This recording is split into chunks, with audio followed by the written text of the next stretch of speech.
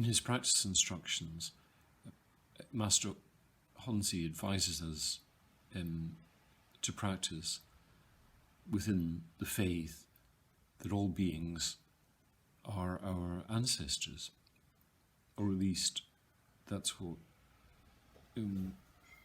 we would take his instructions as meaning.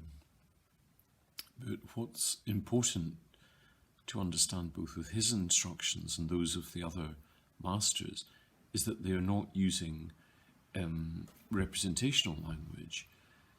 They're using descriptive language. That is, they are not telling us how the world is or how the world should be, what practice is and what practice should be, but rather they're describing what their world is and what their practice is. And because people like Honzi are practicing and existing within our common humanity, then we can practice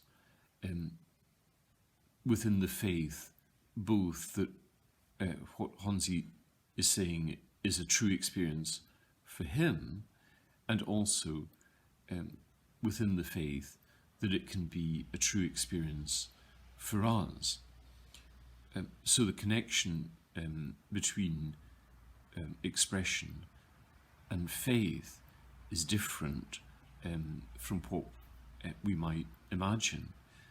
Expression is not stating something universal, something out there, but it is expressing how it is with this person. And through that expression of this person, we can come to understand that what this person is experiencing, I too can experience.